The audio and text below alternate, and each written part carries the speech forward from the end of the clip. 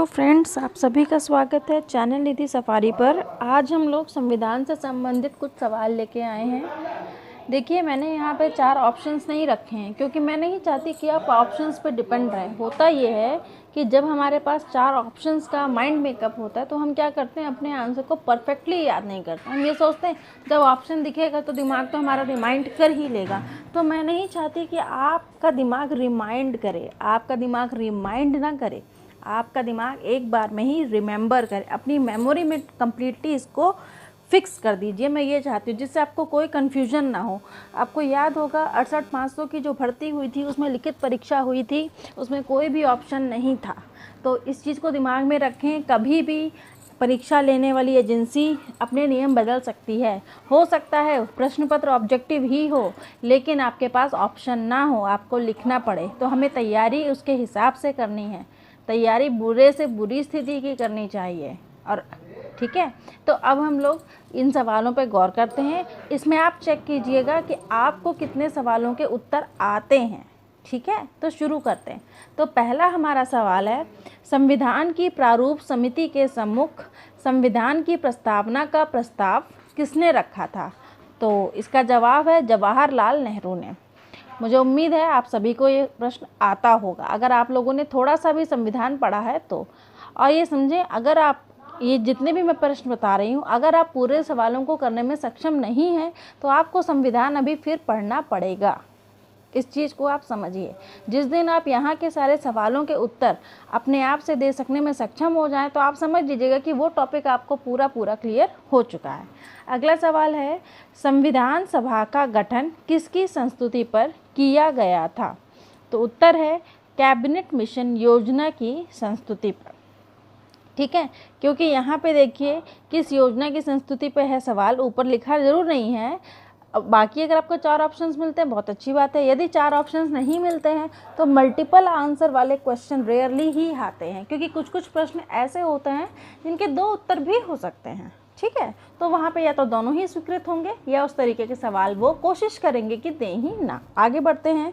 राष्ट्रपति किस सूची के विषयों पर अध्यादेश जारी नहीं कर सकता है? तो उत्तर है राज्य सूची के विषयों पर। राष्ट्रपति केवल जो केंद्र की सूची होती है उन्हीं के विषयों पर अध्यादेश जारी कर सकता है। आगे बढ़ते हैं अगले प्रश्न पर। आपातकाल की घोषणा का अनुमोदन संसद द्वारा कितनी अवधि के अंदर होना अनिवार्य है? सोचिए उत्तर। तो कब है? 1 माह के अंदर। 1 माह के अंदर जो है संसद द्वारा आपातकाल की घोषणा का अनुमोदन किया जाता है, अनिवार्य है करना। ठीक है, इसके बाद हमारा अगला सवाल है, राज्यों का वित्तीय आवंटन किसकी संस्तुति पर किया जाता है? मतलब राज्य को कितना पैसा किस कार्य के लिए मिलेगा, ये कौन देता है? तो ये देता है वित्त आयोग। जो वित्त आयोग होता है वो ही निर्णय लेता है कि कहाँ कितना पैसा कैसे देना है। तो वित्त आयोग की संस्तुति पर ही राज्यों को वित्तीय आवंटन किया जाता है। अगला प्रश्न है हमारा, लोकसभा का सचिवालय किसके प्रत्यक्ष पर्यवेक्षण एवं नियंत्रण में कार्य करता है? तो इसका उत्तर है लोकसभा अध्यक्ष के। आपको मालूम ही होगा कि जो लोकसभा का सचिवालय होता है, जब लोकसभा में कोई भी मीटिंग होती है तो उसको हेड कौन करता है? लोकसभा अध्यक्ष करता है ना। तो लोकसभा का जो सचिवालय है उसका प्रत्यक्ष पर्यवेक्षण एवं नियंत्रण किसके कार्य में होता है? वो होता है लोकसभा अध्यक्ष में। ठीक है, इसके बाद आपका भारतीय संविधान का सबसे बड़ा एकांकी स्रोत क्या है? तो इसका उत्तर है आपका गवर्नमेंट ऑफ इंडिया एक्ट 1935। जो भारतीय संविधान बना है उसमें इस एक्ट का बहुत बड़ा रोल है। आगे बढ़ते हैं। संविधान के मूल ढांचे बेसिक स्ट्रक्चर को संशोधित नहीं किया जा सकता। सर्वोच्च न्यायालय ने यह व्यवस्था किस वाद में दी थी? आप सभी को मालूम है कि संविधान का जो मूल ढांचा है उसमें कोई भी संशोधन नहीं किया जा सकता है। संविधान हमेशा वैसा ही रहेगा। ठीक है, तो इस बात को किस विवाद में इस चीज़ के लिए सर्वोच्च न्यायालय ने कहा था? तो इसका उत्तर है केशवानंद भारती वाद में। और यह प्रश्न कई परीक्षाओं में पूछा जा चुका है, चाहे वह सिविल परीक्षा हो या आपकी यूपीएससी की हो, तो मतलब कि आपकी इंटर लेवल की परीक्षा हो, ग्रेजुएट लेवल की परीक्षा हो, या परीक्षा का स्तर कितना ही ऊंचा क्यों ना हो, ये सवाल कई बार पूछा गया है। तो आप इसको बहुत ही ध्यान से अपने दिमाग में रखें। अगला है, भारत में राजनीतिक दलों को कौन मान्यता देता है? राजनीतिक दल जैसे Samajwadi party, Congress party, BJP party एवं अन्य बहुत सारी पार्टियां, तो इन्हें मान्यता कौन देता है? इन्हें मान्यता देता है निर्वाचन आयोग। आपको मालूम होगा जितने भी वोट वगैरह जो भी कुछ पड़ता है, ठीक है, ये सारा काम कौन देखता है? निर्वाचन आयोग। तो इसीलिए राजनीतिक दलों को भी मान्यता कौन देता है? निर्वाचन आयोग। अब हम आगे बढ़ते हैं। अगला सवाल है हमारा, ये यहाँ पे हेडिंग 2 बार हो गई, कोई बात नहीं, संविधान संबंधित महत्वपूर्ण प्रश्न जो अधिकतर परीक्षाओं में पूछे जाते हैं, तो दोबारा से याद कर लीजिए। आगे बढ़ते हैं।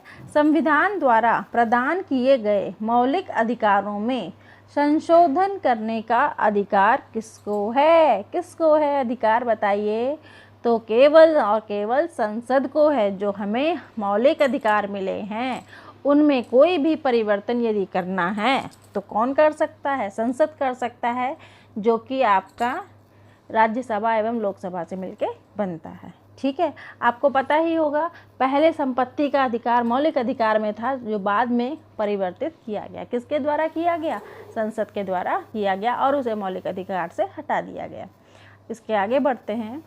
राज्य के नीति निर्देशक सिद्धांत का उद्देश्य क्या है? जो नीति निर्देशक भी बोल देते हैं केवल, या नीति निर्देशक तत्व बोल देते हैं, या सिद्धांत बोल देते हैं, इसका उद्देश्य क्या है? तो आइए, संविधान को सामाजिक परिवर्तन का उपकरण बनाना। देखिए, जो नीति निर्देशक जो तत्व होते हैं उसमें सिर्फ एक राज्य का मतलब वहाँ पे पूरे देश से होता है कि उसको अच्छा बनाने के लिए उसमें कुछ बातें दी हुई हैं, लेकिन उसमें कोई बाध्यता नहीं दी, क्योंकि हर चीज़ के लिए बाध्यता दे दी जाएगी तो आप उसे नहीं करेंगे। जैसे एक होता है सलाह, तो जो राज्य के नीति निर्देशक तत्व होते हैं वो केवल सलाह की तरह होते हैं, जबकि जो हमारे मौलिक अधिकार हैं वो एक ऑर्डर की तरह है ना, कि वो हम कर सकते हैं। उसके लिए हम कोर्ट भी जा सकते हैं कि मान लीजिए हमें कोई मत नहीं देने दे रहा है तो हम हाई कोर्ट जा सकते हैं, सुप्रीम कोर्ट जा सकते हैं कि हमको देखिए वो मत नहीं देने दे रहा है। लेकिन जो नीति निर्देशक तत्व हैं, अगर इनमें से कोई काम आपको नहीं करने दे रहा है तो उसके लिए आप सुप्रीम कोर्ट, हाई कोर्ट कहीं भी नहीं जा सकते, ठीक है। आगे बढ़ते हैं। राष्ट्रपति पद के लिए प्रत्याशी का प्रस्ताव निर्वाचक मंडल के कितने सदस्यों द्वारा किया जाना आवश्यक है? तो इसका जवाब है 50 सदस्यों द्वारा। मतलब कोई प्रत्याशी है जो राष्ट्रपति पद के लिए अपना प्रस्ताव रखना चाहता है, तो इसके लिए जो निर्वाचक मंडल है उसमें कितने सदस्यों द्वारा उसको मतलब प्रस्ताव को पारित होना चाहिए? तो वो आपका क्या है? 50 सदस्यों द्वारा। कि राष्ट्रपति पद के लिए प्रत्याशी का प्रस्ताव निर्वाचक मंडल के कितने सदस्यों द्वारा किया जाना आवश्यक है? तो 50 सदस्यों द्वारा। नेक्स्ट हम चलते हैं। लोकसभा को उसकी निर्धारित 5 वर्ष की अवधि से पूर्व भंग करने का अधिकार किसको है? तो देखिए, यहाँ पे इस प्रश्न में आपको एक जानकारी भी मिल रही है कि लोकसभा का कितना अवधि होती है। लोकसभा की अवधि होती है 5 वर्ष। जो लोकसभा का कार्यकाल होता है वो 5 साल होता है, लेकिन 5 साल से पूर्व भी भंग किया जा सकता है। लोकसभा को 5 साल से पहले भी भंग किया जा सकता है, लेकिन उसे भंग करने का अधिकार किसको है? तो राष्ट्रपति को है। लेकिन कब? प्रधानमंत्री की सिफारिश पर। क्यों? क्योंकि लोकसभा का हेड कौन होता है? प्रधानमंत्री होता है। तो जब प्रधानमंत्री बताएंगे, राष्ट्रपति जी को सूचित करेंगे कि महोदय मेरे से ये नहीं चल पा रही है सरकार, तब महोदय जो है लोकसभा को भंग करने का आदेश देंगे। आगे बढ़ते हैं। संविधान को 26 जनवरी के दिन लागू करने का क्या कारण था? क्या कभी आप लोगों ने सोचा है कि आखिरकार संविधान को हमने 26 जनवरी को ही क्यों लागू किया? हम 27 को कर देते, 28 को कर देते, 21 को कर देते, क्या फ़र्क पड़ता है? सारे दिन तो एक ही बराबर है ना। लेकिन ऐसा नहीं है। जैसे अपने घर में भी पार्टी होती है तो उसका कोई ओकेजन होता है, किसी का बर्थडे है या किसी की एनिवर्सरी है, हम रोज़ रोज़ तो यूँ ही पार्टी नहीं करते, हमें कोई ओकेजन चाहिए होता। उसी तरीके से संविधान को 26 जनवरी के दिन लागू करने का एक निश्चित कारण है। तो ये कारण क्या है, आइए पढ़ते हैं। कारण है, कांग्रेस ने इस तिथि को 1930 में स्वतंत्रता दिवस के रूप में मनाया था।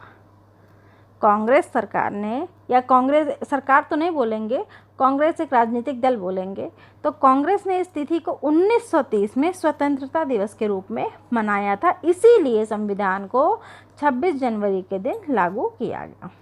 अब आगे चलते हैं। व्यक्तिगत स्वतंत्रता के अधिकार को सुनिश्चित करने के लिए नागरिक किस अधिकारी के पास जा सकता है? देखिए, अभी मैंने आपसे कहा था कि अगर हमारे अधिकारों को कोई हनन करता है तो हम लोग कोर्ट जा सकते हैं, चाहे वो सुप्रीम कोर्ट हो, हाई कोर्ट हो, कोई भी कोर्ट हो।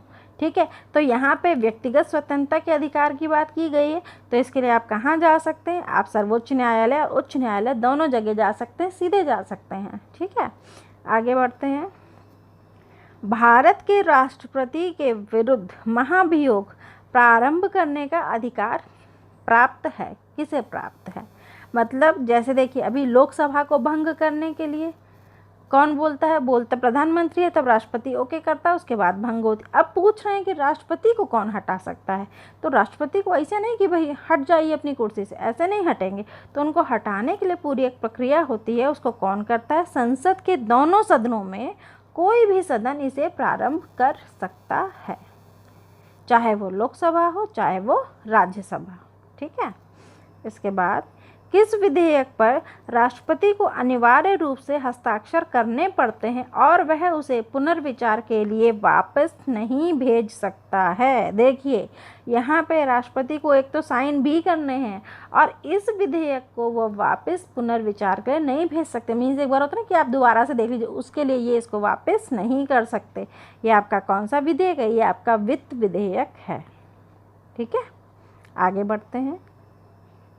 उपराष्ट्रपति किस संस्था का पदेन सभापति होता है? उपराष्ट्रपति जो होते हैं वो किस संस्था के पदेन सभापति होते हैं? तो वो होते हैं राज्यसभा के। किसके होते हैं? राज्यसभा के। लोकसभा के सामान्य कार्यकाल को 5 वर्ष से अधिक करने का अधिकार किसको है? जैसे देखिए, जो लोकसभा है उसका कार्यकाल कितना होता है? 5 वर्ष का होता है, लेकिन हमें उसको उससे अधिक करने के अधिकार के बारे में पूछा जा रहा है कि कौन अधिक उसको कर सकता है? तो संसद कर सकते, वो भी केवल और केवल राष्ट्रीय संकट के समय, जिसे हम लोग आपातकाल कहते हैं। ठीक, फिर आपका आता है दल बदल विरोधी अधिनियम के अंतर्गत भारतीय संविधान में किसी सदस्य की अयोग्यता अथवा योग्यता पर निर्णय करने का अधिकार किसको प्राप्त है? देखिए, दल बदल विरोधी अधिनियम जो है ये तब बना जब क्या होता था कि लोग बहुत जल्दी दल बदल लेते थे, आज इस पार्टी में, कल उस पार्टी में, उस तरीके से। तो उसी को मतलब एक स्थायी करने के लिए कि व्यक्ति अपना फिक्स कर ले कि भाई मुझे इस दल में रहना है या उस दल में रहना है, या अगर दल भी परिवर्तन करना है तो उससे संबंधित एक नियम बनाया गया। ठीक है, तो दल बदल विरोधी अधिनियम के अंतर्गत भारतीय संविधान में किसी सदस्य की अयोग्यता अथवा योग्यता पर निर्णय करने का अधिकार किसको है प्राप्त? तो केवल और केवल लोकसभा अध्यक्ष को प्राप्त है।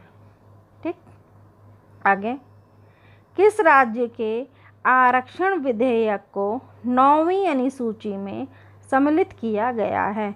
आपको मालूम है 9वीं सूची में कुछ राज्यों को सम्मिलित किया गया जहां पे आरक्षण की बात की गई है, तो यहाँ पे उसी राज्य के बारे में पूछा गया है। तो यहाँ पे आपका उत्तर है तमिलनाडु के आरक्षण विधेयक को, इसको 9वीं अनुसूची में रखा गया है।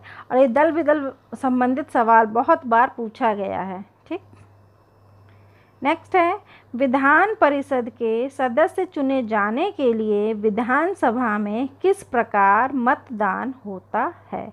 विधान परिषद के सदस्य चुने जाने के लिए विधानसभा में किस प्रकार मतदान होता है? तो खुला मतदान होता है, मतलब सामने सामने बताना होता है कि हम इस व्यक्ति को चुन रहे हैं, इस तरीके से। ठीक है, राज्यसभा के द्विवार्षिक चुनावों की उद्घोषणा कौन करता है? तो देखिए, चुनाव की जब भी कोई सवाल होगा चुनाव से संबंधित, तो उसका उत्तर अधिकतर निर्वाचन आयोग ही होता है। संभवतः ही कोई सवाल ऐसा होगा जिसमें निर्वाचन आयोग ना हो। ठीक है, तो यहाँ पे उत्तर आपका निर्वाचन आयोग हो गया। यदि किसी विधि या संवैधानिक संशोधन को संविधान की 9वीं सूची में रख दिया जाए तो इसका क्या परिणाम होता है। देखिए, अभी हमने 9वीं सूची से संबंधित एक वो क्या बोलते हैं सवाल किया था, वो 9वीं अनुसूची था और ये यहाँ पे 9वीं सूची है। दोनों में फ़र्क है, अनुसूची और सूची, इस बात को ध्यान रखिएगा। तो क्या होगा, वह न्यायालय में वाद योग्य नहीं रहता। यदि किसी कानून को या किसी संशोधन को अगर हम संविधान की 9वीं सूची में रख देंगे तो उस पर कहीं भी आप केस नहीं कर सकते। ठीक, किसकी अनुमति के बिना राज्य के विधानसभा में कोई धन विधेयक पेश नहीं किया जा सकता। तो यहाँ पे उत्तर आएगा आपका राज्यपाल की अनुमति के बिना। देखिए, राज्य में जो राज्य होता है, राज्य की जो विधानसभा होती है, ठीक है, वहाँ पे जो हेड होता है, वैसे तो राज्य का हेड मुख्यमंत्री होता है क्योंकि उसको चलाने वाला कौन होता है, मुख्यमंत्री होता है। लेकिन जो केंद्र की तरफ से राज्य पे निगरानी रख रहा होता है वो कौन होता है, आपका राज्यपाल होता है। जब राज्यपाल को लगता है कि मुख्यमंत्री सही से काम नहीं कर रहा है तो राज्यपाल सूचित करता है राष्ट्रपति को। ठीक है, तो इसलिए राज्यपाल की अनुमति के बिना धन विधेयक पेश नहीं किया जा सकता। बिल्कुल वैसे ही जैसे कि अभी हमने पढ़ा था कि जो आपका वित्त विधेयक होता है, धन विधेयक कहें या वित्त विधेयक कहें, उस पर राष्ट्रपति को हस्ताक्षर करने ही होते हैं और उसे वह पुनर्विचार के लिए वापस नहीं भेज सकते। तो जिस तरीके से केंद्र में राष्ट्रपति की स्थिति है, लगभग वही मिलती जुलती राज्य में आपके राज्यपाल की स्थिति है। ठीक है, नेक्स्ट है, भारतीय संविधान में प्रदत्त मूलभूत अधिकारों को निलंबित करने की सत्ता किसके पास है। जो मूलभूत हमारे अधिकार हैं, इन अधिकारों को निलंबित करने की, सस्पेंड करने की पावर किसके पास है, तो केवल और केवल राष्ट्रपति के पास है। और वो भी हमेशा नहीं कर सकते, आपातकाल की स्थिति में ही कर सकते हैं, जिसके बारे में हम अलग से डिस्कस करेंगे कि कब कब जो राष्ट्रपति हैं वो हमें हमारे मूलभूत अधिकारों को निलंबित कर सकते हैं। ठीक, राज्यों की सूची के किसी विषय पर संसद कितनी अवधि के लिए कानून बना सकता है। जो संसद है वो राज्य की सूची के लिए कितने समय अंतराल तक के लिए कोई कानून बना सकता है, तो उत्तर है 1 वर्ष के लिए। संसद केवल 1 वर्ष के लिए ही राज्यों की सूची के किसी विषय पर कोई कानून बना सकती है। ठीक है, राज्य के नीति निर्देशक सिद्धांतों के संदर्भ में यह टिप्पणी किसने की थी कि यह एक ऐसा चेक है जिसका भुगतान बैंक की सुविधा पर निर्भर करता है। बिल्कुल बात सही है। देखिए, यहाँ पे ऐसा क्यों कहा गया कि बैंक की सुविधा पे निर्भर करता है, मतलब बैंक का मन होगा तो चेक को इनकैश करेगी, नहीं होगा नहीं करेगी, कोई हम ज़बरदस्ती नहीं कर सकते। ठीक है ना, तो वही आपके राज्य के नीति निर्देशक तत्व में जहाँ पे आपको एक प्रकार की सलाह दी जा रही है कि आपको ऐसा करना चाहिए, आपको ऐसा करना चाहिए। अब आपकी मर्जी, आप करें या नहीं करें, क्योंकि आपको कोई ऑर्डर तो नहीं दिया गया। जैसे किसी बच्चे से कहा गया या किसी बड़े से कहा गया कि देखिए आपको पालथी मारकर खाना खाना चाहिए, हो सकता है वो हमारी बात माने, हो सकता है नहीं माने। हमने 10 लोगों में ये बात कही, 10 लोगों में 2 ने मानी, 8 ने नहीं मानी, लेकिन 2 ने तो मानी। तो बस वही चीज़ है। तो यहाँ पे आपका ये उसका उत्तर है केटी शाह। केटी शाह ने ये चीज़ कही थी, ये टिप्पणी दी थी, और ये टिप्पणी वाला सवाल कई बार पूछा गया। और आप ध्यान रखें, जब किसी व्यक्ति ने विशेष टिप्पणी की होती है तो वह अक्सर कर परीक्षा में पूछी जाती है। ठीक है, अगला सवाल, संविधान सभा का गठन किस योजना के अंतर्गत प्रस्तावित किया गया था, तो इसका उत्तर है कैबिनेट मिशन योजना। ये तो आप लोगों को 100% याद ही होगा, ऐसा मुझे लगता है। फिर, किसी मृत्यु दंड पाए अपराधी को क्षमादान करने की शक्ति किसे प्राप्त है, राष्ट्रपति को। ये भी आपको याद होगा, और सिर्फ राष्ट्रपति को है, केवल राष्ट्रपति को। अगर 2 ऑप्शन दिए हैं, राष्ट्रपति को और केवल राष्ट्रपति को, तो आप केवल वाला चुनेंगे। यदि केवल नहीं लिखा है तो राष्ट्रपति को चुनिए, कोई दिक्कत नहीं। ठीक है, तो आज हम लोगों ने इतने सवाल किए। आपको ये वाला वीडियो कैसा लगा कमेंट के थ्रू ज़रूर बताएं। यदि आपको यह वीडियो अच्छा लगेगा तो मैं इस तरीके के वीडियो आपके सामने और भी लाऊंगी। तो तब तक के लिए निधि सफारी चैनल पे पढ़ते रहिए और अपने मित्रों को इस चैनल के बारे में बताते रहिए। मिलते हैं अपने नेक्स्ट वीडियो में। घर पे रहें, सुरक्षित रहें। Please like, share, subscribe and comment.